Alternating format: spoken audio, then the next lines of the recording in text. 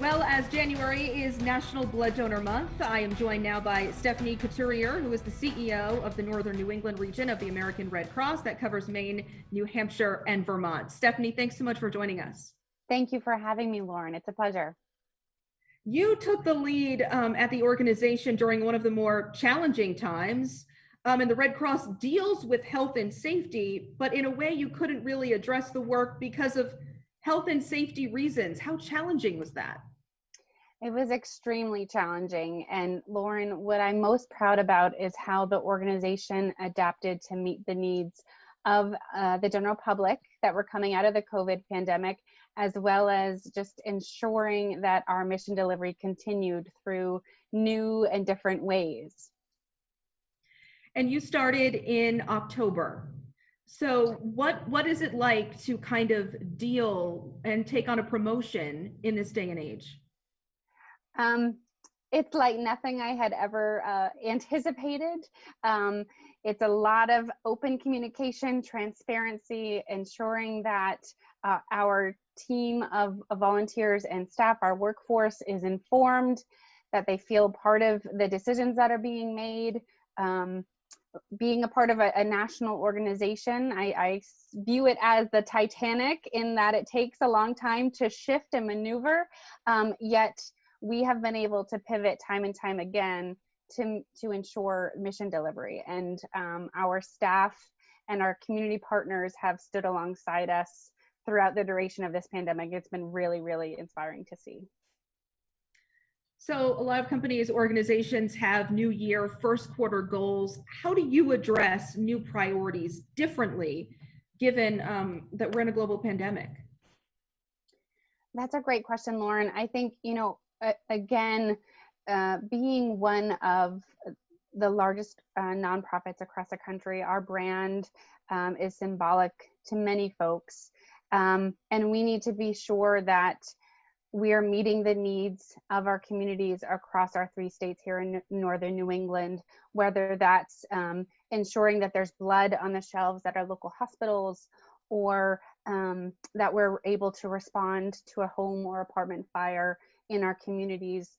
And so we continue to really just revert back to our mission and our why as we look towards the goals ahead to ensure that we're serving our communities. Let's talk about the need for blood from people who have recovered from COVID-19, specifically convalescent plasma donation. How is that important to your collecting blood right now?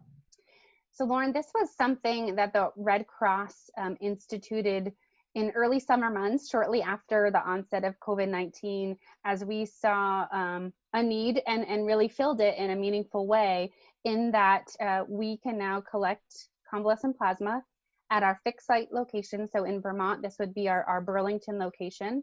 And it comes from recovered patients, and it goes to support our area hospitals so that patients who are fighting this battle have additional resources to improve and get better. In addition to the convalescent plasma, we're also testing for positive antibodies in every blood donation of our presenting blood donors. If somebody is positive, can you use their blood? How is that working now? So if someone is positive of COVID-19, currently, I'm sorry. Positive for the antibodies. Positive for the antibodies, we can use that in a variety of ways. We can use that as a whole blood donation to go for transfusions and that sort of thing in a local hospital. However, we can also now pull out the convalescent plasma within that 1 unit of blood and provide that convalescent plasma to a patient in need. So this is a new advancement in our blood collection that just happened over the last month, again, to meet the needs and the demands across the country in this fight against the coronavirus. Wow, that's very interesting. And this month you're also teaming up with the NFL, correct? We are, yes. This is very exciting, and we're thrilled to be partnered with the NFL.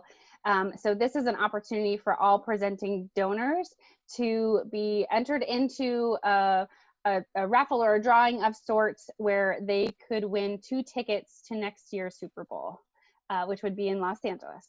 So not this year, next year, hoping that and anticipating that we'll get back to some sense of normalcy and we'll be in a stadium again, cheering on our beloved NFL teams. And so this is just one way that an additional incentive for folks to roll up their sleeve this month. Huge prize, for sure. Stephanie, we know the process of giving blood is so close, it's intimate. What's your message for people who want to help, but right now may have reservations? Lauren, early on in this pandemic, we made strides as an organization to ensure the safety of our workforce and the safety of our blood donors that were coming out to give the gift of life. And so for anyone who has not yet donated during the past 9 months, they will be greeted at the blood drive, and they will be asked to have their temperature taken. So that is an initial or an additional, enhancement that we've made to as part of our new protocol. So temperatures are taken at the door before anyone should go in. Once you're in a drive, we have instituted the 6 feet apart rule, both at registration as well as at the time of donation and when you're doing your donor health history. So we've made it a point to ensure that at every point from the start, as you enter in the drive to when you finish, you are safe. I know you wear a lot of hats, but if you could put your most important hat on right now as mom, and tell us about your daughter's experience. I read about this, about her needing blood. Yes, thank you, Lauren. So I have twin daughters who are now 4.5. When they were 3 months, one fell deathly ill. She contracted bacterial meningitis, and she suffered a stroke and was really in the fight of her life. And she depended on blood being on the shelves at Boston Children's Hospital to get through several procedures. She had some skull reconstructive surgeries. And during that initial clean out of the bacterial that was in her brain, she required several units of transfused blood. And had that blood not been on the shelf, I think, we would be at a very different place in time right now. I'm happy to share that she has survived that and then some. She is a rambunctious 4.5-year-old keeping up with her other 2 sisters. And we are just really proud, grateful for those that roll up their sleeves on a regular basis to give this gift to others. And it's so important that, you have that experience, unfortunately that you went through it. But in order to pass it along, to understand that every little bit counts and every little bit helps right now. It sure does. And, you never know who could be needing blood. You could be needing it next. A loved one could come receive a cancer diagnosis where they would be going through their chemotherapy and need platelet transfusions and things of that nature. So you never truly know who you're going to impact with that blood donation, but 1 pint of blood could help save up to 3 lives. And so it really makes a tremendous difference. Well said. Stephanie, thank you so much for joining us. Thank you, Lauren.